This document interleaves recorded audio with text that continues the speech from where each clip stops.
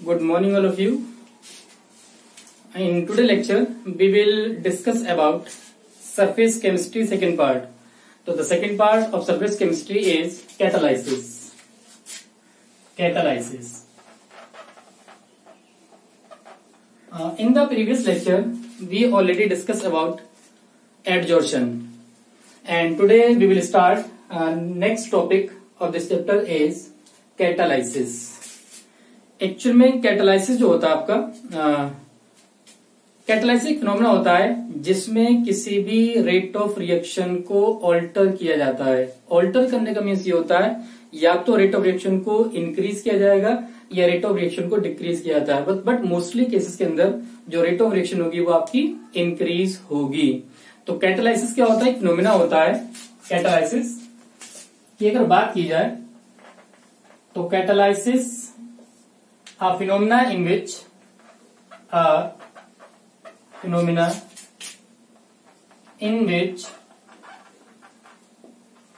a chemical substance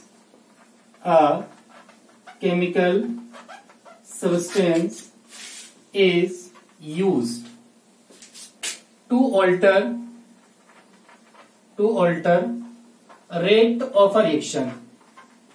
Rate of a reaction is called catalysis.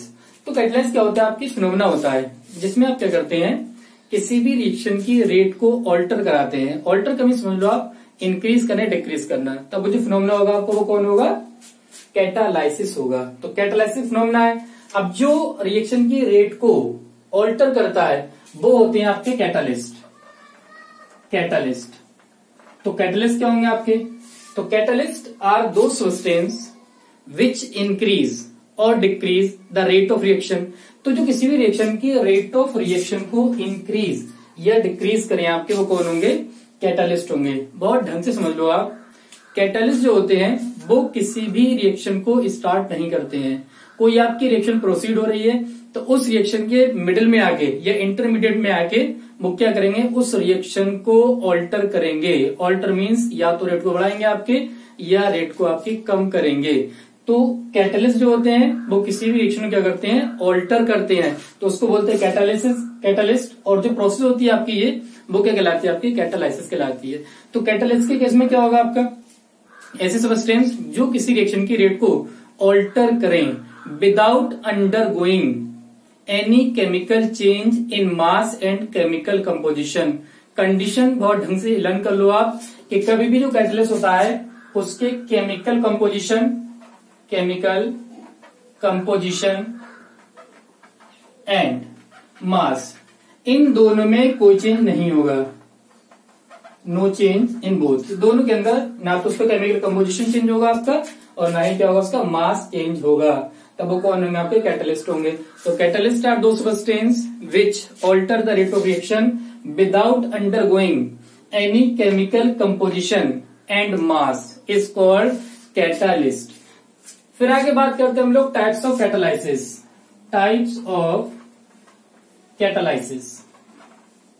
देखो बहुत ढंग से आप समझ सकते हो कि जो आपका कैटालिस्ट होगा वो आप कंपेयर कर सकते हो एज अ टीचर। जो टीचर होता है आपका वो कैटालिस्ट की तरह बिहेव करता है। क्यों करता है? देखो एक्चुअली होता है कि जो टीचर होता है हमारा वो क्या करता है? हमको मोटिवेट करता है। मोटिवेट करने के लिए क्लास में आया वो, उसने मोटिवेट किया, बेटा आप पढ़ो अच्छे से, ठीक है, पढ़ोगे तो आप सिलेक्ट हो जाओगे। तो वो क्या होगा? आपका एक कैटलिस्ट की तरह बिहेव करेगा। क्यों बिहेव करेगा? क्योंकि वो क्या कर रहा है? आपको कैटलाइज कर रहा है, मोटिवेट कर रहा है कि आप उस काम को करो तो आप लाइफ में सक्सेस हो जाओगे। यहाँ भी क्या होता है कि जनरली रिएक्शन की रेट जो बहुत स्लो होती है उन रिएक्शन की रेट को फास्ट करने के लिए हम लोग क्या करते हैं? यहाँ पर कैटालिस्ट का यूज करते हैं और जो फिनोमेना होगा आपका कंप्लीट वो कहलाएगा आपका कैटालाइसिस। Is it clear? तो यहाँ पर क्या होगा? आपका जो कैटालाइसिस फिनोमेना आपका कैटालिस्ट सब्सटेंस होगा। बहुत अच्छे से लर्न कर लो आप। कैटालिस्ट कभी भी रिएक्शन को स्टार्ट नहीं करेगा, वो रिएक्शन के मिडिल में आएगा और रिएक्शन की रेट को चेंज कर देगा या ऑल्टर कर देगा। चेंज करने के बाद या तो इंक्रीज करेगा वहां पर या आपका डिक्रीज करेगा वहां पर। लेकिन कंडीशन जो है आपकी इंपॉर्टेंट वो ये है कि कभी भी कैटालिस्ट का केमिकल कंपोजिशन और मास चेंज नहीं होता है। मीन जितना मास आप स्टार्टिंग में लेंगे एंड में आपको उतना ही मिल जाएगा। तो रिएक्शन के एंड में जब रिएक्शन फिनिश हो जाती है आपकी, तो जो कैटलिस्ट होता है आपका वो एंड में आपको एज इट एज ही मिल जाएगा, ना उसका केमिकल कंपोजिशन चेंज होगा और ना ही उस केस में आपका मास चेंज होगा। तो वो कौन होगा? आपका कैटलिस्ट होगा। बात करते हैं टाइप्स ऑफ कैटालाइसिस। तो 2 टाइप की रिएक्शन होती है यहाँ पर। एक होती है होमोजीनियस कैटालाइसिस। होमोजीनियस कैटालाइसिस का मीन्स होता है कि किसी भी रिएक्शन के अंदर रिएक्टेंट और catalyst both are in same physical state. अगर दोनों की फिजिकल स्टेट सेम है, किसकी? रिएक्टेंट और कैटालिस्ट की, तब वो कौन होगा? आपका होमोजीनियस कैटालिस्ट होगा। मीन्स क्या होता है? देखो एक एग्जांपल देखो आप। अगर आप बात करें यहां पर लेड चेंबर प्रोसेस की, लेड चेंबर प्रोसेस में क्या होता है? देखो आपका 2SO2 होगा प्लस O2 गिव्स 2SO3। यहां पर जो प्रेजेंस होती है आपकी NO की होती है। अब जो होता क्या है यहाँ पर, SO2 आपका गैस फॉर्म में होता है, ये आपका गैस फॉर्म में होता है और ये भी क्या होगा? आपका गैस फॉर्म में होगा। तो when reactant and catalyst both are in same physical state, then it is called homogeneous catalyst. I am repeating again. If the reactant and catalyst both are in same physical state, then it is called homogeneous catalyst. और भी example देख सकते हो आप। Inversion of cane sugar, cane sugar के inversion की बात करें तब तो क्या होता है यहाँ पर सेकेंड एग्जांपल में C12H22O11 plus H2O in the presence of any acid, mostly we used sulfuric acid, और ये फॉर्म करता है आपका ग्लूकोज C6H12O6 प्लस C6H12O6। तो ये तो आपका सुक्रोज है यहाँ पर, सुक्रोज, ये आपका सल्फ्यूरिक एसिड है। अब यहाँ पर क्या होता है? ये जो होता है आपका लिक्विड फॉर्म में होता है। ये लिक्विड फॉर्म है आपकी, ये लिक्विड फॉर्म है, H2SO4 भी क्या होगा? आपका लिक्विड फॉर्म में होगा। तो ऐसी कंडीशन जहां पर रिएक्टेंट और कैटलिस्ट दोनों की फिजिकल स्टेट सेम होगी आपकी, वो कौन होगा? आपका होमोजीनियस कैटलिस्ट होंगे। और भी एग्जांपल देख लो आप। थर्ड एग्जांपल है आपका hydrolysis of Easter. Hydrolysis of Easter का अगर आप हाइड्रोलाइसिस कराएं तब तो क्या होगा आपका? ईस्टर होता है CH3C2H5 इथाइल एसिटेट। इसका आप हाइड्रोलाइज कराएंगे, यहां भी क्या होता है? प्रेजेंस होती है एसिड की और ये फॉर्म करता है आपका CH3COOH और प्लस C2H5OH। यहां भी क्या होगा आपका? ये लिक्विड एक्वस भी ले सकते हो आप, ये लिक्विड आपका और ये लिक्विड हो जाएगा यहाँ पर। तब ये भी एक एग्जांपल होगा आपका। एक रिएक्शन और होती है formation of ether from alcohol, formation of ether from alcohol, important reaction होती है 2 मॉलिक्यूल ऑफ C2H5OH। यहां पर जो कॉन्सेंट्रेट H2SO4 होता है आपका, टेम्परेचर होता है 413। ये क्वेश्चन आ चुका है आपका एम्स में। टेम्परेचर पूछी उसने कितना होता है? 413। तो 413 टेम्परेचर पे जो आपका एल्कोहल होगा, इथेनॉल होगा आपका, वो डाई इथाइल ईथर में कन्वर्ट हो जाएगा C2H5 और प्लस H2O। ये क्या होता है? आपका डाई इथाइल ईथर। तो यहां भी क्या होता है? एल्कोहल आपका लिक्विड फॉर्म में होगा और H2SO4 भी क्या होता है? लिक्विड फॉर्म में होता है। तो फिर से आप एक बार देख लीजिए।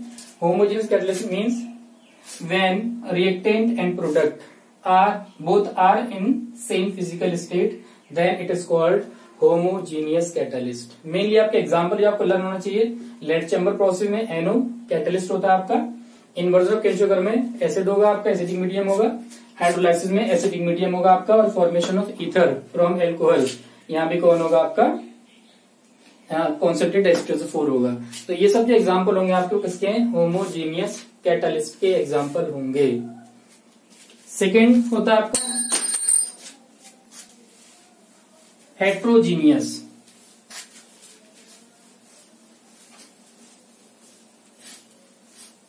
Second is heterogeneous catalyst. Catalysis, heterogeneous catalysis. थोड़ा सा चेंज कर दो आप। चेंज क्या करोगे, देखो आप कि when reactant and catalyst both are in different physical state then it is called heterogeneous catalyst. Direct example देखिए आप। Example first, Haber's process. जो आपकी हेवर्स प्रोसेस होती है उसमें क्या होगा, देखो N2 होता है आपका 3 molecule of H2 gives 2 molecule of NH3। यहाँ पर जो होता है आपका Fe कैटलिस्ट होता है, MO भी होता है मॉलिक्यूलर, जो आपका प्रमोटर होता है, आगे बताऊंगा, अभी अपने ध्यान करें। तो यहाँ पर ये आपका गैस फॉर्म हो जाएगी, ये आपका गैस फॉर्म होगी, और ये कौन होगा, आपका सॉलिड फॉर्म होगी।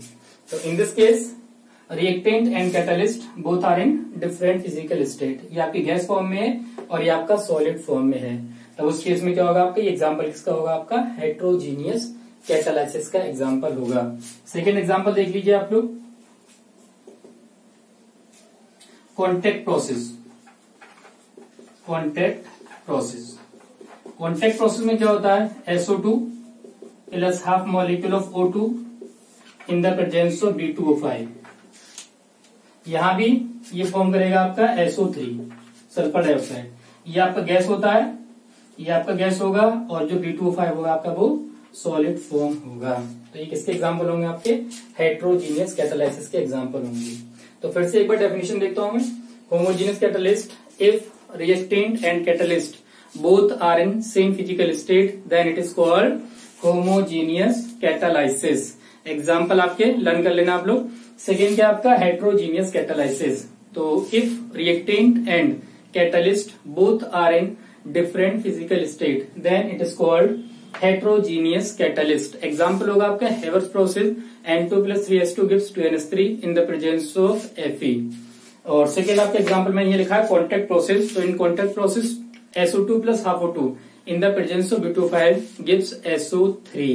So these are homogeneous and heterogeneous catalysis. Now next setting is types of catalyst. Types of catalyst. तो कैटलिस्ट के टाइप की बात करें तो यहाँ पर 2 टाइप के कैटलिस्ट होंगे आपके। एक होते हैं पॉजिटिव कैटलिस्ट और सेकंड हो गए आपके नेगेटिव कैटलिस्ट। तो वन बाय वन बात करते हैं हम लोग। फर्स्ट है आपका positive catalyst. Positive catalyst, so positive means positivity. तो कभी भी अगर रेट ऑफ रिएक्शन को इंक्रीज करेंगे कैटलिस्ट, तब कौन होंगे, आपका पॉजिटिव कैटलिस्ट होंगे। तो when catalyst increase the rate of chemical reaction then called positive catalyst. Positive catalyst क्या करते हैं, किसी भी रेट ऑफ रिएक्शन को इंक्रीज करेंगे आपके। एग्जाम्पल की बात करें हम लोग, हेवर्स प्रोसेस। हेवर्स प्रोसेस अभी मैंने आपको बताया था, एक बार देखिए आप लोग क्या होगा फिर से। N2 plus 3H2 gives 2 molecule of NH3। तो यहां पर क्या होगा, आपका कैटलिस्ट Fe प्रेजेंट होता है। तो Fe क्या करेगा, कैटलिस्ट की तरह बिहेव करेगा, जो क्या करेगा, इसकी रेट ऑफ रिएक्शन को इंक्रीज करेगा यहाँ पर। ऐसे ही आपके वेजिटेबल ऑयल जो होता है, vegetable oil on hydrogenation convert into vegetable ghee in the presence of nickel. तो निकेल की प्रेजेंस में जो वेजिटेबल ऑयल होता है आपका वो घी में कन्वर्ट हो जाता है। तो Na की तरह बिहेव करेगा, आपका एज अ पॉजिटिव कैटलिस्ट की तरह बिहेव करेगा। और चाहो और एग्जाम्पल ले लो यहाँ पर आप, contact process. Contact process, contact process में क्या होता है, एक बार रिपीट करो आप। SO2 plus half O2 gives SO3। इसकी प्रेजेंस होती है यहाँ पर B2O5 की प्रेजेंस होगी यहाँ, ठीक है ना।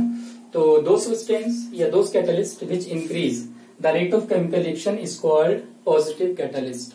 ऐसे कैटलिस्ट जो रेट ऑफ रिएक्शन को इंक्रीज करते हैं आपके, वो कौन होंगे, आपके पॉजिटिव कैटलिस्ट होंगे। ये आपके एग्जाम्पल है, हेवर प्रोसेस, वेजिटेबल ऑयल कन्वर्ट हो रहा है आपका वेजिटेबल घी में, और आपका कॉन्टेक्ट प्रोसेस में SO2 हाफ O2 कन्वर्ट होगा आपका SO3 में।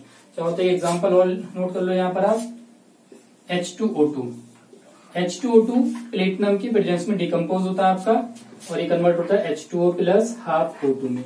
प्लेटिनम क्या होगा आपका, पॉजिटिव कैटलिस्ट की तरह बिहेव करेगा। तो ऐसी रिएक्शन जहां पर कैटलिस्ट रेट ऑफ रिएक्शन को इंक्रीज करे वो कौन होगा, आपका पॉजिटिव कैटलिस्ट होगा। Is it clear. सेकेंड बात करें हम लोग नेगेटिव कैटलिस्ट की, तो those catalyst which decrease the rate of chemical reaction then called negative catalyst.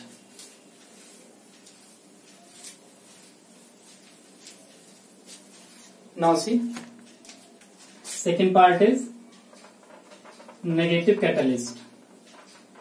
negative catalyst, so negative catalyst are those substances which decrease the rate of chemical reaction is called negative catalyst। For example, first example is H2O2 decomposition of hydrogen peroxide।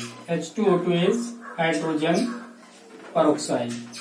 So hydrogen peroxide in the presence of glycerol, in glycerol H2O2 break into H2O plus half O2, but glycerol act as negative catalyst because it decrease the rate of chemical reaction। एक और आपका बहुत famous example है chloroform का oxidation, oxidation of chloroform. अगर आप chloroform का oxidation कराएं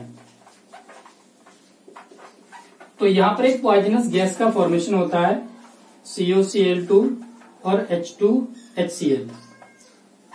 ये होता है आपका फॉस्जीन गैस। फॉस्जीन गैस ये कैसे होती है, पॉइजनस गैस होती है आपकी, पॉइजनस गैस। देखा होगा आप लोगों ने लैब के अंदर जो क्लोरोफॉर्म होता है वो डार्क रूम में रखा जाता है। डार्क रूम में इसलिए रखा जाता है क्योंकि सनलाइट की प्रेजेंस में जो क्लोरोफॉर्म होता है उसका ऑक्सीडेशन हो जाता है और ऑक्सीडेशन के बाद वो क्या करता है, पॉइजनस गैस का फॉर्मेशन करता है। सेकंड क्या होता है कि जो क्लोरोफॉर्म है उसमें 1% इथेनॉल का ऐड कर देते हैं, 1% इथेनॉल C2H5। अब वो सपोज करो कभी अगर क्लोरोफॉर्म का ऑक्सीडेशन हो भी रहा है तो जो क्लोरोफॉर्म का ऑक्सीडेशन होगा उसकी रेट को डिक्रीज करने के लिए जो 1% ऑफ इथेनॉल ऐड किया है वो क्या करे, क्लोरोफॉर्म की जो रेट ऑफ रिएक्शन उसको डिक्रीज करेगा। तो यहाँ पर जो 1% ऑफ इथेनॉल होगा आपका वो कौन होगा, एज अ नेगेटिव कैटलिस्ट की तरह यूज करेंगे। तो जो क्लोरोफॉर्म के डिकम्पोजिशन को स्लो डाउन करने के लिए जो 1% इथेनॉल यूज करते हैं वो कौन है, आपका नेगेटिव कैटलिस्ट है, because it decrease the decomposition of chloroform.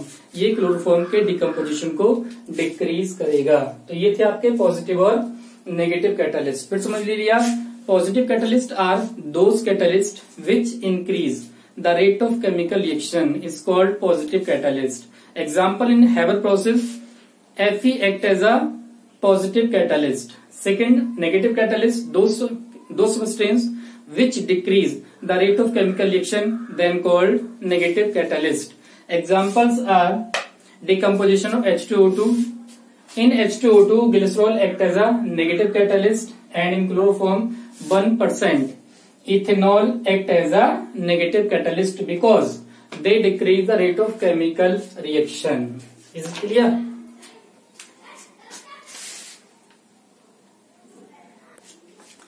अब देखो अगर हम पॉजिटिव और नेगेटिव कैटलिस्ट के रीजन की बात करें तो रीजन देख लीजिए आप लोग। अगर हम लोगों का पॉजिटिव कैटलिस्ट है, पॉजिटिव कैटलिस्ट, तो पॉजिटिव कैटलिस्ट क्या करेगा, देखो एक टर्म सुना होगा आप लोगों ने, एक्टिवेशन एनर्जी। एक्चुअल में क्या होता है एक्टिवेशन एनर्जी में, ये आपका ग्राफ है, इस ग्राफ में जो रिएक्टेंट होता है आपका वो प्रोडक्ट में कन्वर्ट होता है। ये आपका रिएक्टेंट और ये आपका प्रोडक्ट में कन्वर्ट हो रहा है। तो जो एनर्जी वेरियर होता है ये आपका वो आता है आपका एक्टिवेशन एनर्जी, रिप्रेजेंट करते हैं EA। तो एक्टिवेशन एनर्जी में क्या होता है, अगर पॉजिटिव कैटलिस्ट है आपका तो पॉजिटिव कैटलिस्ट क्या करता है, जो एक्टिवेशन एनर्जी है उसकी वैल्यू को कम कर देगा। खुद देखिए आप, पहले रिएक्टेंट को प्रोडक्ट में कन्वर्ट करने के लिए इतनी एनर्जी की रिक्वायरमेंट थी, लेकिन जब आपने कैटलिस्ट को यूज किया तो इतनी ज्यादा हो गई आपकी, इतनी कम रह गई। अब इस केस में क्या होगा, देखो जब स्टार्टिंग में ज्यादा थी मींस कम रिएक्टेंट प्रोडक्ट में कन्वर्ट होंगे, मींस रेट ऑफ रिएक्शन कम होगी आपकी। लेकिन जब आपका एनर्जी वेरियर कम हो गया तो उस केस में क्या होगा, ज्यादा रिएक्टेंट प्रोडक्ट में कन्वर्ट होंगे आपके। जब ज्यादा रिएक्टेंट प्रोडक्ट में कन्वर्ट होंगे तो वो रेट ऑफ रिएक्शन को इंक्रीज कर देगा। तो पॉजिटिव कैटलिस्ट क्या करते हैं, डिक्रीज एक्टिवेशन एनर्जी, ये क्या करते हैं, एक्टिवेशन एनर्जी को डिक्रीज करेंगे, decrease activation energy in positive catalyst. Negative catalyst में तो क्या होता है, नेगेटिव कैटलिस्ट, तो ऑब्वियसली सिंपल सा कॉन्सेप्ट है कि जो नेगेटिव कैटलिस्ट होंगे वो क्या करेंगे, इस एनर्जी वेरियर को इंक्रीज कर देंगे। अब जब एनर्जी वेरियर को इंक्रीज करेंगे तो उस केस में यहां पर जो एक्टिवेशन एनर्जी होती है आपकी, एक्टिवेशन एनर्जी वो आपकी इंक्रीज कर जाएगी। एक्टिवेशन एनर्जी इंक्रीज करेगी कब, जब आपका नेगेटिव कैटलिस्ट होगा। डिक्रीज कब करेगी आपका, जब पॉजिटिव कैटलिस्ट होगा। नेगेटिव कैटलिस्ट में आप एक पॉइंट और लर्न कर सकते हैं कि जो नेगेटिव कैटलिस्ट होते हैं आपके, वो सरफेस को ब्लॉक कर देते हैं, blocking of surface, blocking of surface. तो सोचो आप, अगर वो सरफेस को ब्लॉक कर रहे हैं तो ब्लॉक करेंगे, इसका मीन्स ये होगा सरफेस एरिया कम हो जाएगा। और आपको पता है जितना कम सरफेस एरिया होता है उतना एडजॉर्प्शन कम होगा, मीन्स कैटलिस्ट उस पर एडजॉर्ब नहीं हो पाएगा। तो जब एडजॉर्ब नहीं हो पाएगा उस केस में आपका जो एक्टिविटी होगी कैटलिस्ट की वो भी क्या करेगी, डिक्रीज कर जाएगी, मीन्स वो बिहेव करेगा आपका एज अ नेगेटिव कैटलिस्ट की तरह।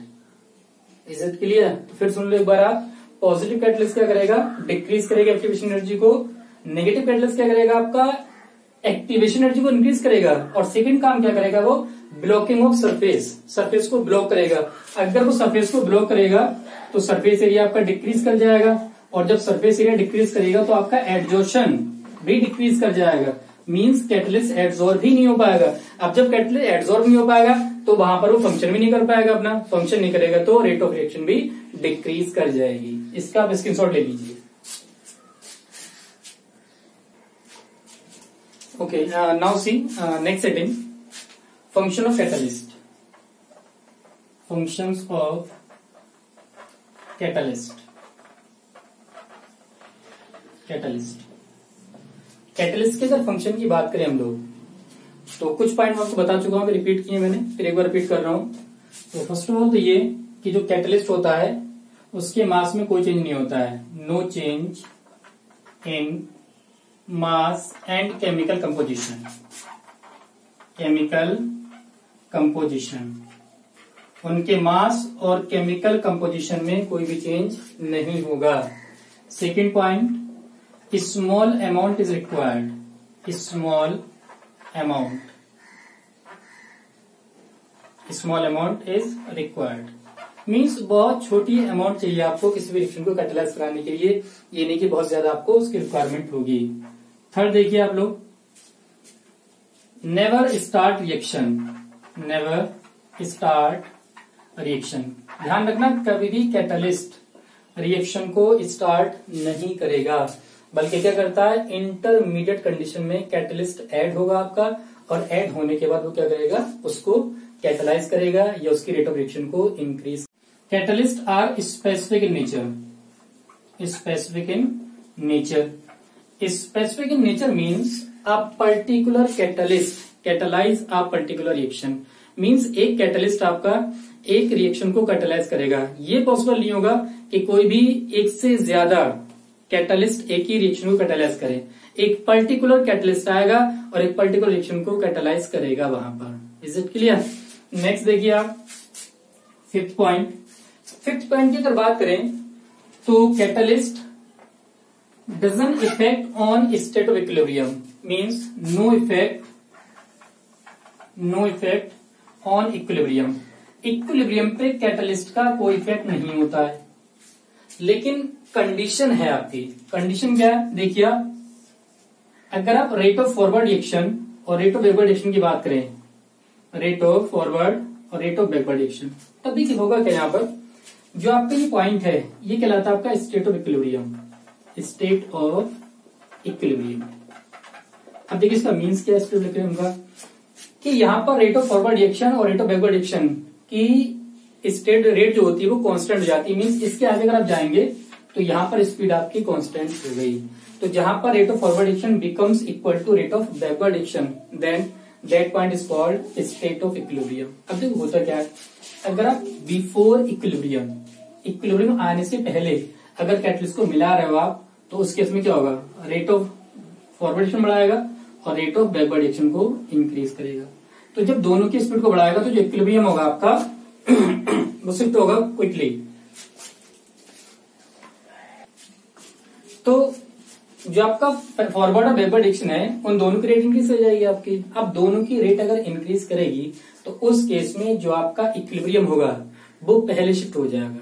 मींस जो टाइम होता है इक्विलिब्रियम का उसको क्या करता है, डिक्रीज कर देता है। मींस वो क्या करेगा, जल्दी से शिफ्ट हो जाएगा।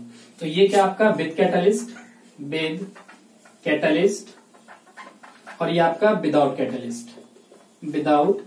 कैटलिस्ट। लेकिन अगर आप कैटलिस्ट को आफ्टर इक्विलिब्रियम ऐड कर रहे हैं तो आफ्टर इक्विलिब्रियम क्योंकि रिएक्शन रेट तो कांस्टेंट हो गई है, अब आप वहां पर कितना भी कैटलिस्ट ऐड करते रहो कोई इफेक्ट नहीं पड़ने वाला है वहां पर। तो उस केस में आपके इक्विलिब्रियम को कोई इफेक्ट नहीं पड़ेगा आपका, ठीक है ना। नेक्स्ट देखिए आप लोग 6 point, delta H, delta S और डेल्टा जी तीनों तो आपको लर्न होंगे। एंथैल्पी चेंज, एंट्रोपी चेंज और Gibbs free energy change.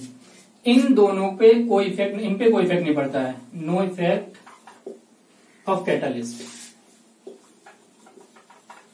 On these factor.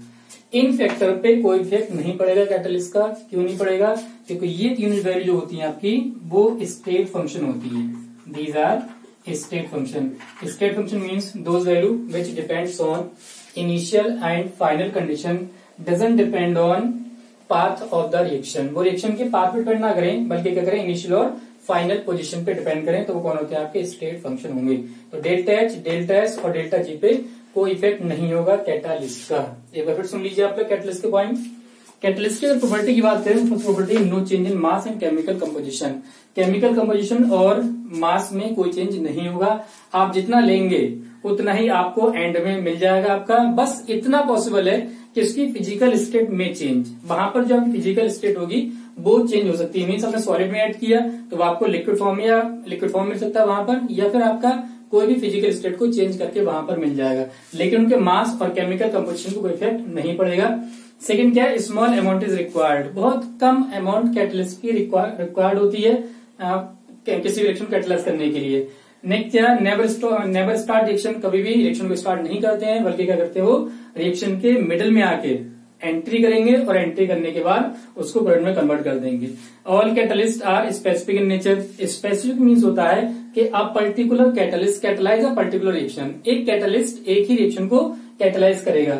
Next है no effect on equilibrium. Equilibrium पे कोई इफेक्ट नहीं होता है, बहुत डन समझ लो आप। इक्विलिब्रियम पे कैटलिस्ट का कोई इफेक्ट नहीं होगा। लेकिन अगर कंडीशन गिवन आपको बिफोर इक्विलिब्रियम और आफ्टर इक्विलिब्रियम, तो before equilibrium the time of equilibrium will be shifted quickly. तो जो आपका टाइम होगा इक्विलिब्रियम का वो जल्दी से शिफ्ट हो जाएगा आपका। But after equilibrium rate of reaction same रहती है आपकी। जब रेट ऑफ रिएक्शन सेम रहेगी तो उस केस में कैटलिस्ट का कोई इफेक्ट नहीं पड़ेगा। और इंपॉर्टेंट पॉइंट आपका डेल्टा एच, डेल्टा जी पे कोई इफेक्ट नहीं होगा आपका कैटलिस्ट का। क्यों नहीं होगा, क्योंकि ये क्या होते हैं आपके स्टेट फंक्शन है। और भी आप देख सकते हो कि कैटलिस्ट जो होता है अगर आप सॉलिड फॉर्म में ले रहे हैं तो सॉलिड फॉर्म में उसकी एक्टिविटी कम होती है। बट अगर उसको आप पाउडर फॉर्म में यूज करेंगे तो पाउडर फॉर्म में उसकी एक्टिविटी इंक्रीज कर जाती है, क्योंकि सरफेस एरिया इंक्रीज करेगा आपका, और सरफेस एरिया इंक्रीज करेगा तो एक्टिविटी भी इंक्रीज कर जाएगी। तो ये क्या थे आपके function of catalyst. Okay, next heading enzyme catalyst. Enzyme catalyst और बायोकैटलिस्ट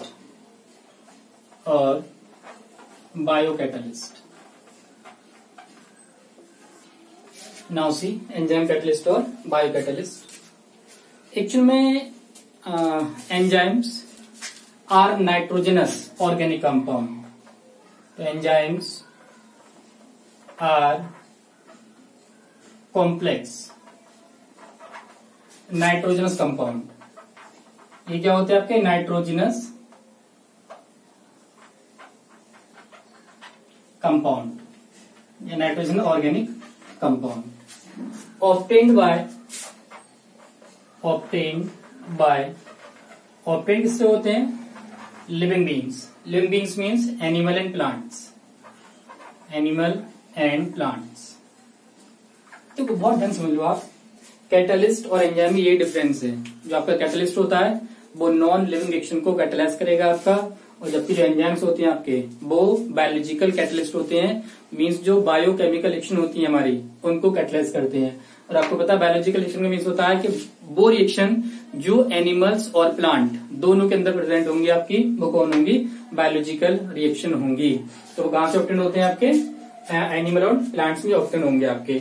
नेक्स्ट अगर बात करें हम लोग, जो आपके एंजाइम्स होते हैं, enzymes are biological catalyst which catalyse the biological reaction, जो बायोलॉजिकल रिएक्शन को कैटलाइज करेंगे आपके, वो कौन होंगे, आपके एंजाइम्स होंगे। तो they catalyse biological reaction, biological reaction. Next देखिए आप पॉइंट,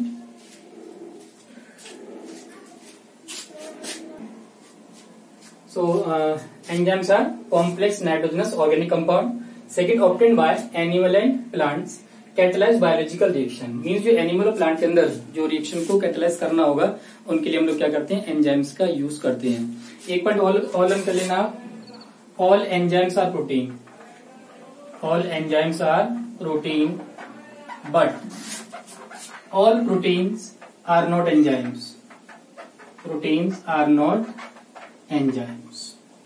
सारे एंजाइम्स आपके प्रोटीन के बने होते हैं बट सारे प्रोटीन आपके एंजाइम्स नहीं होते हैं यहाँ पर।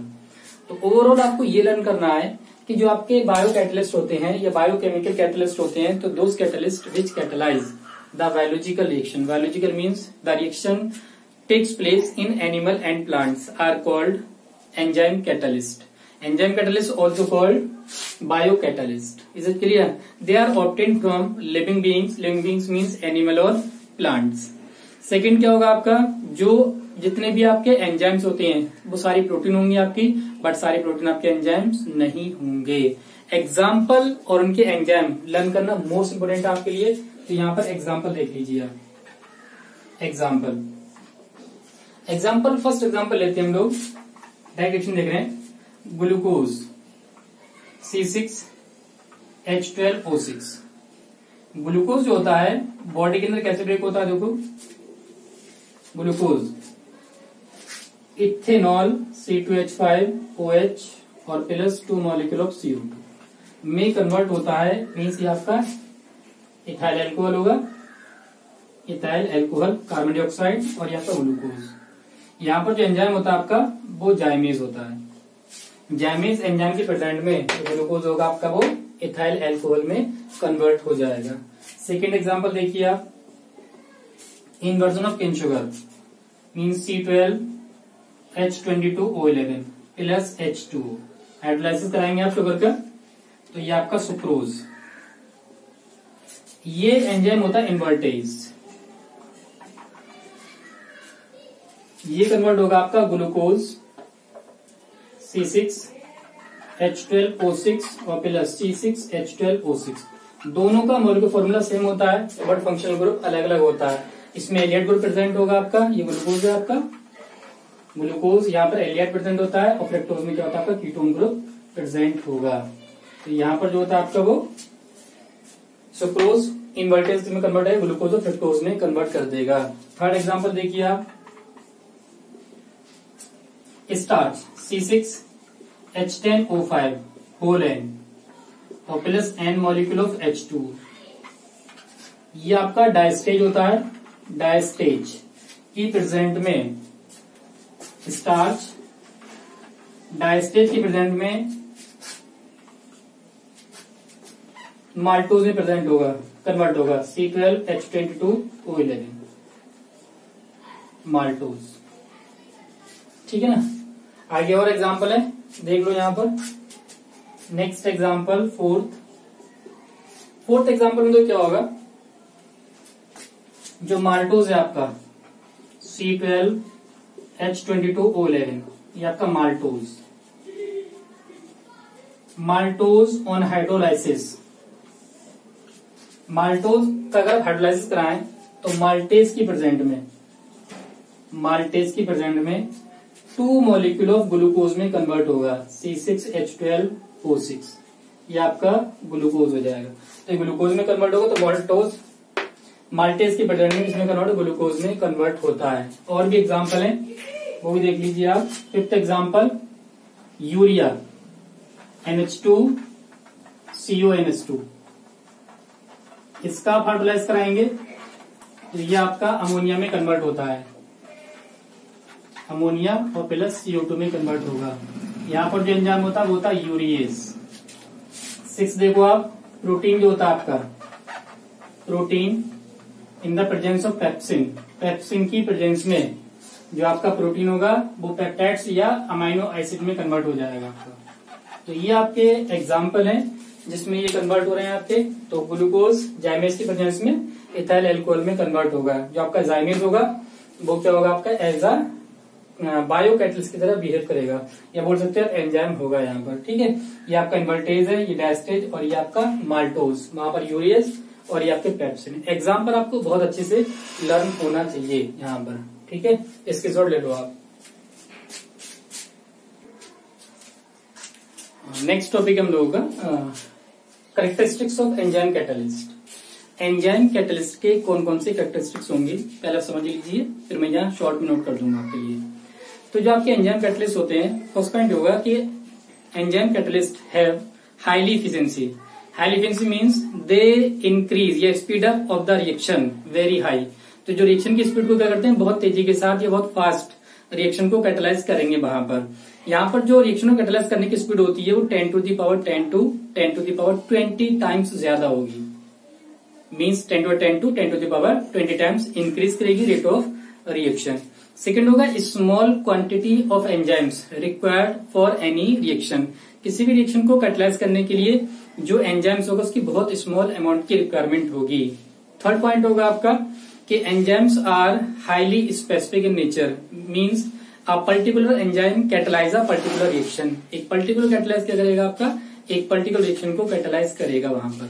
ठीक है, फोर्थ पॉइंट क्या होगा आपका, जो आपका कैटलाइज एंजाइम्स होंगे आपके, एंजाइम्स क्या करते हैं, पर्टिकुलर टेम्परेचर पर वर्क करते हैं, वो कहलाता है उनका ऑप्टिमम टेम्परेचर, या बोल सकते हो डेफिनेट टेम्परेचर। तो जो पर्टिकुलर टेम्परेचर होता है उनका वो होता है 25 degree Celsius to 37 degree Celsius. Means जो एंजाइम्स होते हैं वो जो हमारी बॉडी का टेम्परेचर होता है, सॉरी, उस टेम्परेचर पे ज्यादा अच्छे से वर्क करते हैं। बॉडी टेम्परेचर भी कितना होता है 25 to 37 degree Celsius. Last point होता है कि enzymes work fast on at a constant pH, और जो पीएच की वैल्यू होती है आपकी 5 to 7 होगी। तो देखिए शॉर्ट में नोट कर रहा हूं यहाँ पर। फर्स्ट पॉइंट क्या था, highly efficiency, and they increase the rate of reaction 10 to the power 10 to 10 to the power 20 times। ये रिएक्शन की हाई एफिशिएंसी होगी, इनकी रेट ऑफ रिएक्शन इंक्रीज करेंगे कितना, 10 to 10 to 10 to the power 20 times. Second क्या होगा आपका, small quantity या अमाउंट इज रिक्वायर्ड, एक बहुत ही छोटी अमाउंट की आवश्यकता होती है यहाँ पर। थर्ड होगा आपका specific in nature, highly specific in nature. Specific means a particular enzymes catalyse a particular reaction. Fourth point में क्या होगा, enzymes act as a optimum temperature और definite temperature, and the value of this temperature is 25 degree Celsius to 37 degree Celsius. Means it is our body temperature. ये हमारा क्या होता है, body का टेम्परेचर होता है। मीन्स इसीलिए हमारी बॉडी के अंदर जो एंजाइम्स होते हैं वो बहुत अच्छे से फंक्शन करते हैं। फिफ्थ पॉइंट में क्या था हम लोगों का, इनके लिए एक स्पेसिफिक पीएच की रिक्वायरमेंट होती है। स्पेसिफिक पीएच जो होती है आपकी वो 5 to 7 होती है। मीन्स वो जो न्यूट्रल साइड होता है, न्यूट्रल साइड पे अच्छे से वर्क करते हैं सारे enzymes. Is it clear?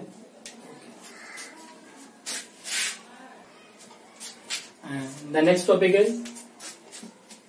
promoter and poison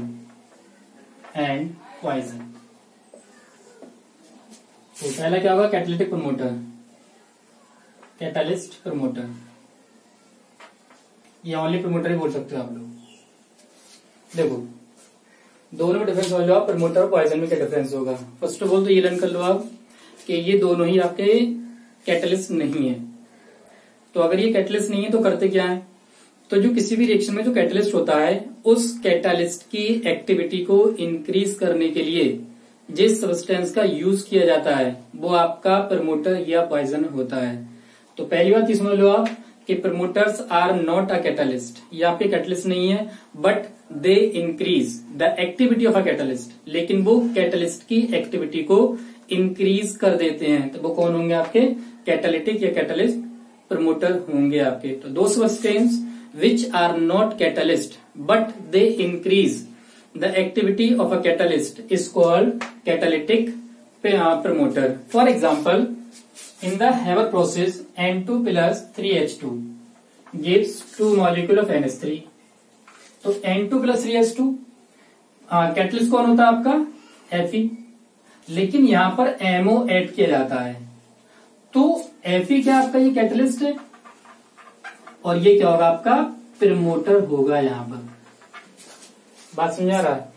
तो यहां पर आपके जो प्रमोटर होते हैं, promoter are not a catalyst but they increase the activity of a catalyst is called promoter. Second example देख लो आप, वेजिटेबल ऑयल जो होता है आपका on hydrogenation gives vegetable ghee, presence होती है आपकी निकिल की। तो निकिल को प्रमोट करने के लिए कॉपर का यूज करते हैं। तो कॉपर क्या होगा यहाँ पर, ये प्रमोटर होगा आपका और निकिल क्या आपका एज अ कैटलिस्ट बिहेव करेगा। तो फिर समझ लीजिए आप एक बार, प्रमोटर क्या होगा कैटलिस्ट प्रमोटर के those substance which are not catalyst but they increase the activity of a catalyst is called catalytic promoter. Is it clear? Example in Haber process MO is promoter because it increase the activity of Fe या catalyst. Second is vegetable oil on hydrogenation convert to vegetable ghee in the presence of nickel or Cu. Second is catalytic poison, ये catalyst poison। तो catalyst poison में क्या होगा आपका कि दो substance which are not catalyst but they decrease the activity of a catalyst is called catalytic poison। Definition फिर repeat कर रहा हूं आपको कि दो substance which are not catalyst but they decrease the activity of a catalyst is called catalytic promoter. For example, Haber process N2 plus 3H2 gives 2NH3। यहाँ पर आपका जो Fe कैटलिस्ट होता है और इस Fe कैटलिस्ट को पॉइजन मतलब रेट को कम करने के लिए H2S या फिर कार्बन मोनोऑक्साइड, ये दोनों ये इनमें से कोई एक आपका जो होगा वो किस तरह बिहेव करेगा, पॉइजन की तरह बिहेव करेगा। तो यहाँ पर क्या होता है आपका N2 plus 3H2 gives 2NH3। तो ये क्या होगा आपका यहाँ पर एज अ पॉइजन की तरह बिहेव कर जाएगा यहाँ पर। Is it clear? सेकेंड क्या होता है कॉन्टेक्ट प्रोसेस देख लो आप, 2SO2 plus O2 gives 2SO3 in the presence of B2O5। तो B2O5 क्या होता है आपका एज अ कैटलिस्ट बिहेव कर रहा है। ये कौन सी प्रोसेस आपकी कॉन्टेक्ट प्रोसेस, ध्यान रखना आप लोग, कॉन्टेक्ट प्रोसेस। अब यहाँ पर जो होता है आपका आर्सेनिक सल्फाइड AS2S3, ये जो होगा आपका वो एज अ पॉइजन की तरह बिहेव करेगा। तो क्या करेगा, ये जो कैटलिस्ट है उसकी एक्टिविटी को डिक्रीज कर देगा। तो एक बार फिर से आप देख लीजिए कैटलिस्ट प्रमोटर क्या होती है आपके दो substance which increase the activity of a catalyst is called catalyst promoter and they are not a catalyst। ये आपके कैटलिस्ट नहीं होंगे लेकिन ये क्या करेंगे आपके कैटलिस्ट की एक्टिविटी को इंक्रीज कर देंगे आपके। For example N2 plus 3H2 gives 2NH3, यहाँ पर आपका Fe कैटलिस्ट है और MO क्या होगा आपका एज अ प्रमोटर की तरह बिहेव करेगा बिकॉज MO जो होता है वो Fe की एक्टिविटी को इंक्रीज करेगा। सेकेंड आपका कैटलिस्ट पॉइजन, तो those substance which are not catalyst but they decrease the activity of a catalyst is called catalytic poison. For example in Haber process H2S और या CO, इनमें से कोई एक आपका एज अ पॉइजन की तरह बिहेव करेगा। सेकेंड आपका इन कॉन्टेक्ट प्रोसेस B2O5 को एज अ पॉइजन डिक्रीज करने के लिए कौन करेगा आपका आर्सेनिक सल्फाइड का यूज करेंगे as a poison. Is it clear? Screenshot ले लीजिए आप लोग इसका। Now next topic is auto catalyst. Auto catalyst name से कंफर्म हो रहा है आपका, ऑटो मतलब था स्वयं। तो किसी भी रिएक्शन में बना प्रोडक्ट खुद एक कैटलिस्ट की तरह बिहेव करे, वो कौन होता है आपका ऑटो कैटलिस्ट। तो when a product act as catalyst, किसी भी रिएक्शन में बना प्रोडक्ट जब एक कैटलिस्ट की तरह बिहेव करता है तो कौन होता है वो आपका ऑटो कैटलिस्ट होता है। अगर आप बात करें हाइड्रोलाइसिस ऑफ ईस्टर का हाइड्रोलाइज कराएं, देखो CH3COO C2H5 इथाइल एसिटेट, इसका जब आप हाइड्रोलाइसिस कराएंगे रिएक्शन विद वाटर, प्रेजेंस होती है एसिडिक मीडियम, ठीक है, ये ऐसे लिख सकते हो आप यहाँ पर। तो स्टार्टिंग में क्या होता है, ये रिएक्शन बहुत स्लो होती है। स्लो होने का मीन्स क्या होगा कि बहुत हल्के हल्के हो गई है, बट जब यहाँ पर आपका एसिटिक एसिड फॉर्म हो जाता है CH3COOH और प्लस C2H5 OH का फॉर्मेशन होगा यहाँ पर। तो जो आपका एसिटिक एसिड होता है यहाँ पर, जैसे जैसे इसकी अमाउंट फॉर्म होगी वैसे वैसे इस रिएक्शन की स्पीड भी क्या करेगी, इंक्रीज करना स्टार्ट कर देगी। तो मीन्स यहाँ पर जो आपका एसिटिक एसिड होगा वो एक्ट करेगा एज अ ऑटो कैटलिस्ट। फिर समझ लीजिए एक बार, किसी भी रिएक्शन में बना प्रोडक्ट जब एक कैटलिस्ट की तरह बिहेव करे तो वो क्या कहलाता है आपका ऑटो कैटलिस्ट। तो ऑटो कैटलिस्ट क्या होता है आपका, जो ईस्टर है, ईस्टर का हाइड्रोलाइज कराएंगे इन द प्रेजेंस ऑफ की अमाउंट इंक्रीज करेगी आपकी, एसिड एसिड फॉर्म स्टार्ट करेगा, वैसे इसकी स्पीड भी क्या करेगी आपकी इंक्रीज करना स्टार्ट कर देगी। तो किसका एग्जाम्पल होगा आपका, ऑटो कैटलिस्ट का एग्जाम्पल होगा। सेकेंड है selectivity of a catalyst. Selectivity of a catalyst, selectivity of catalyst का मीन्स क्या होता है कि किसी भी रिएक्शन को सेलेक्ट करने की जो कंडीशन होती है वो डिपेंड करती है आपकी किस पे, कैटलिस्ट पे डिपेंड करेगा। मीन्स क्या प्रोडक्ट फॉर्म होने वाला है वहां पर, वो कौन डिसाइड करेगा, आपका कैटलिस्ट डिसाइड करेगा। कैसे देखो, अगर आप बात करें HC ट्रिपल बॉन्ड CH, कोई एल्काइन लिया मैंने, इस एल्काइन में अगर आप प्लेटिनम का यूज कर रहे हैं तो प्लेटिनम की प्रेजेंस में ये रिएक्शन में आपका क्या बनेगा, इथेन का फॉर्मेशन हो जाएगा। बट यहाँ पर अगर कैटलिस्ट चेंज कर दिया जाए या PD ले लिया जाए तो उस केस में आपका क्या फॉर्म होगा, यहाँ पर एल्कीन का फॉर्मेशन हो जाएगा, CH2 double bond CH2 means ethene.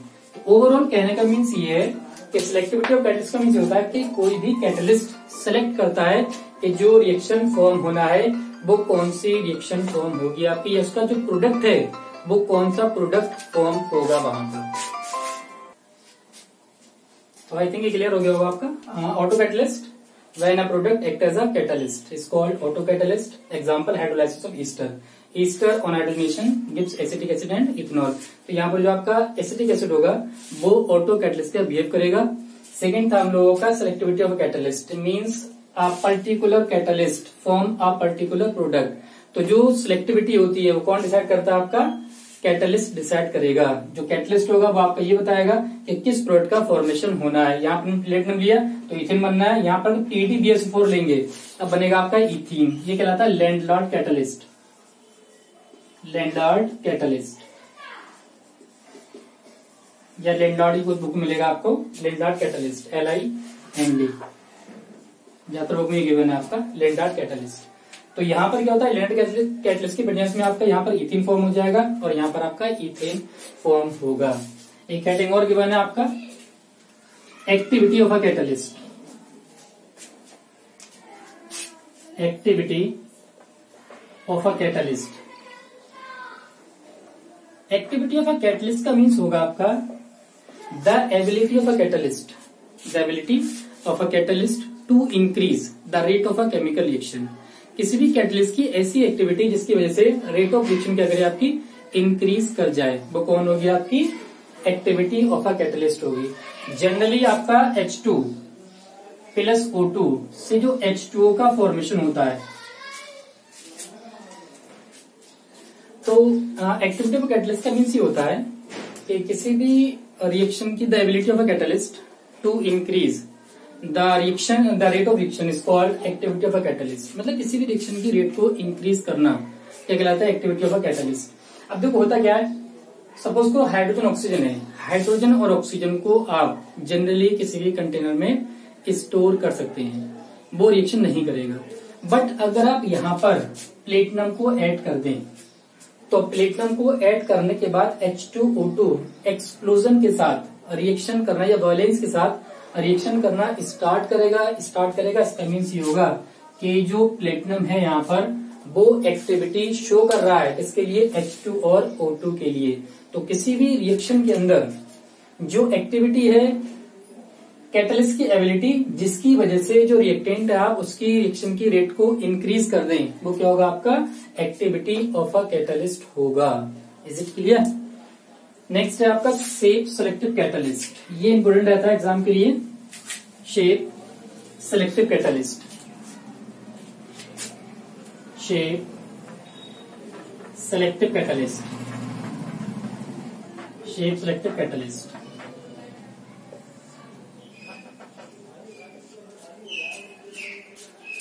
देखो, शेप सिलेक्टिव कैटलिस्ट का मतलब ये होता है कि ऐसी रिएक्शन जिसमें कैटलिस्ट आपका पोरस हो और जो कैटलिस्ट रिएक्शन है वो डिपेंड्स करें size of reactant and product, वो क्या होगा आपका शेप सिलेक्टिव कैटलिस्ट होगा। तो those catalytic reaction in which catalyst are porous in nature and the size of the reactant depends upon reactant and product. Size किस पर depend करेगा आपका, रिएक्टेंट और प्रोडक्ट पे डिपेंड करेगा, वो कौन होगा आपका शेप सिलेक्टिव कैटलिस्ट होगा। फिर समझ लीजिए एक बार आप, those catalytic reaction in which the catalyst are in porous nature, catalysts are in porous nature and the reactant and the size of the reaction depends on the reactant called shape selective catalyst. So the catalytic reaction which depends on the catalytic reaction which depends on pore, the catalytic reaction which depends on pore of the catalyst, pore of catalyst and size of reactant and product, So the catalytic reaction which depends upon pores of the catalyst and size of the reactant product called shape selective catalyst. Example is zeolite. Zeolite is honeycomb-like structure. Honeycomb-like structure. अब देखिए वो करता क्या, जो आपका zeolite होता है, zeolite alcohol को गैसोलीन में चेंज करेगा। गैसोलीन मीन्स पेट्रोल में चेंज करेगा। कैसे करता है? इन the presence of ZSM5। ZSM5 की फुल फॉर्म याद रखना। ZSM5 होता है जियोलाइट सीड मॉलिक्यूलर पोरोसिटी 5। तो जो आपका जो ZSM5 होगा वो क्या करेगा, एल्कोहल को गैसोलीन में कन्वर्ट कर देगा। तो वो कौन होगा आपका शेप सेलेक्टिव कैटलिस्ट होगा। तो the catalytic reaction which depends on the catalytic reaction which depends on pore of the catalyst and the size of the reactant and product is called shape selective catalyst. Example is zeolite. Zeolite is a honeycomb-like structure in which alcohol convert into gasoline in the presence of ZSM5. ZSM5 is zeolite seed molecular porosity 5. Is it clear?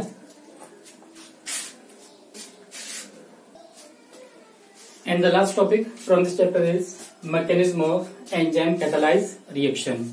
Now see, for the mechanism of enzyme catalyst we use step first. Step first is binding of enzyme. Binding of enzyme be represented by E. To substrate. Substrate means S. To form enzyme substrate complex. पहला काम क्या होगा आपका कि जो आपका enzyme होगा वो कंबाइन करेगा किसी सबस्ट्रेट के साथ और वो क्या फॉर्म करेगा, एंजाइम सबस्ट्रेट का फॉर्मेशन करेगा। कैसे देखो, सपोज करो आपका एंजाइम ई है और सबस्ट्रेट आपका एस है, तो एंजाइम सबस्ट्रेट से कंबाइन करेगा कंबाइन करने के बाद ES का फॉर्मेशन करेगा। यहां पर E4 होता है एंजाइम, S का मीन्स होगा आपका सबस्ट्रेट और ES क्या होगा आपका एंजाइम सबस्ट्रेट कॉम्प्लेक्स। यहां पर जो ये रिएक्शन होती है आपकी, वो पहली बात तो फास्ट होगी आपकी और सेकंड रिवर्सिबल होगी, फास्ट एंड रिवर्सिबल होगी यहाँ पर। तो पहला काम क्या करता है, जो एंजाइम होता है आपका वो सबस्ट्रेट के साथ कंबाइन करता है। ध्यान रखना यहाँ पर जो बॉन्ड बनाएगा आपका, वो बॉन्ड बनाने के बाद एंजाइम सबस्ट्रेट में कन्वर्ट हो जाता है। सेकेंड पार्ट में क्या करता है, जो स्टेप सेकेंड होती है आपकी, step second dissociation of enzyme substrate complex and convert into product. Enzyme substrate आपका कन्वर्ट होगा, किसमें, प्रोडक्ट में कन्वर्ट हो जाएगा। देखिए कैसे, जो आपका ES है एंजाइम सबस्ट्रेट, वो आपका प्रोडक्ट P में कन्वर्ट हो गया सबस्ट्रेट, और E आपका सेपरेट हो जाएगा। तो ये आपका एंजाइम, ये आपका प्रोडक्ट जो सबस्ट्रेट था वो प्रोडक्ट में कन्वर्ट हो गया, और ये कौन होगा आपका एंजाइम सबस्ट्रेट कॉम्प्लेक्स। ये जो होती है आपकी स्लो प्रोसेस होती है और इररिवर्सिबल होगी, इररिवर्सिबल। और we already know that slow process rate determining step, RDS, rate determining step. तो ओवरऑल मैकेनिज्म एक बहुत बेसिक सा कॉन्सेप्ट रहता है। क्या कॉन्सेप्ट रहेगा कि आपका जो एंजाइम होगा पहले क्या करता है, वो सबस्ट्रेट की सरफेस पे जाएगा, और सरफेस पे जाने के बाद पहले क्या करेगा, एक बॉन्ड का फॉर्मेशन करेगा। अब जब यहां से बॉन्ड का फॉर्मेशन करेगा तो वो कहलाएगा आपका एंजाइम सबस्ट्रेट कॉम्प्लेक्स। उसके बाद क्या होता है, जो एंजाइम सबस्ट्रेट कॉम्प्लेक्स होता है वो आपकी रिवर्सिबल प्रोसेस होती है और फास्ट प्रोसेस होगी। सेकेंड स्टेप में क्या करता है, जो आपका एंजाइम सबस्ट्रेट कॉम्प्लेक्स है वो आपका डिसोसिएट करेगा। डिसोसिएट करने के बाद जो रिएक्टेंट होगा आपका वो प्रोडक्ट में कन्वर्ट हो जाएगा आपका, और जो एंजाइम है आपका वो एज इट आपको लास्ट में ऐसा ही मिल जाएगा। अभी तक हम लोग पढ़ते हुए आ रहे हैं कि जो एंजाइम या कैटलिस्ट होते हैं उनके मास या केमिकल कंपोजिशन के इफेक्ट नहीं पड़ेगा। तो यहाँ पर आप जिस तरीके का एंजाइम लोगे लास्ट में आपको उसी तरीके का एंजाइम लास्ट में मिल जाएगा। मीन्स यहाँ पर इसकी पोजीशन में कोई भी चेंजेस नहीं आएगा, ना ही इसके मास में कोई चेंजेस आएगा। तो ये होती है मैकेनिज्म ऑफ द कैटलिस्ट। यहाँ पर दो थ्योरी दी गई है। एक दी गई यहाँ पर की एंड लॉक हाइपोथेसिस, की एंड लॉक हाइपोथेसिस जो दी थी एमाइल फिशर। एक साइंटिस्ट है, इन्होंने की एंड लॉक हाइपोथेसिस की थ्योरम दी थी। इनके अकॉर्डिंग क्या था कि जिस तरह से किसी भी लॉक के लिए एक पर्टिकुलर की रिक्वायरमेंट होती है, वैसे ही एक सबस्ट्रेट के लिए एक पर्टिकुलर की रिक्वायरमेंट होगी। मींस एक पर्टिकुलर लॉक को ओपन करने के लिए एक पर्टिकुलर की रिक्वायरमेंट होती है। वैसे ही आपका एक एंजाइम जो एक पर्टिकुलर सबस्ट्रेट को या पर्टिकुलर रिएक्शन को कैटलाइज करेगा, वो क्या होगा आपका की एंड लॉक हाइपोथेसिस के अकॉर्डिंग आएगा। एक थी induced fit theory. Induced fit theory को आप ऐसे समझ सकते हो कि जिस तरीके से जो हमारा हैंड होता है, हम अपने हाथ के अंदर ग्लव्स को पहनते हैं, तो एक हैंड के लिए एक पर्टिकुलर ग्लव्स की रिक्वायरमेंट होती है। जिस तरीके से ग्लव्स हमारे हैंड में पूरी तरीके से फिट हो जाता है, वैसे ही आपका एक एंजाइम जो होगा वो किसी भी सबस्ट्रेट के साथ मिलके फिक्स हो जाएगा वहां पर, और फिक्स होने के बाद एक कॉम्प्लेक्स का फॉर्मेशन करेगा। और बाद में क्या करेंगे, आप उसको रिमूव करेंगे, तो रिमूव करने के बाद दोनों चीजें आपकी सेपरेट हो जाएंगी। ग्लव्स आपका जिस टाइप का था सेम उसी टाइप का रहेगा, मीन्स वहां पर कोई चेंज नहीं आएगा। एक पॉइंट थोड़ा सा भूल गया हूं मैं, वो ध्यान रखना आप लोग। लास्ट में जो पॉइंट होगा आपका वो ये होगा कि कैटलिस्ट का जो टर्म था हमारा वो बर्जीलियस ने यूज किया था। The term catalyst was given by Berzelius. Berzelius ने सबसे पहले कैटलिस्ट का यूज किया और उन्होंने ही इस पूरे चैप्टर को बताया कि कैटलिस्ट कैसे कैसे फंक्शन करता है। बाद में हाइपोथेसिस वगैरह ये आई है, तो इसके अकॉर्डिंग आप देख सकते हैं। Overall second part surface chemistry का यहाँ फिनिश होता है आपका। थर्ड पार्ट रह गया आपका। थर्ड पार्ट आपका कौन सा है? कोलाइडल सॉल्यूशन, वो हम लोग नेक्स्ट टर्म पे यूज करेंगे। और प्लीज आप लोगों ने अभी तक अगर मेरा चैनल सब्सक्राइब नहीं किया है तो प्लीज आप लोग मेरा चैनल सब्सक्राइब करें, लाइक करें और शेयर करें। ठीक है, okay bye, thank you so much.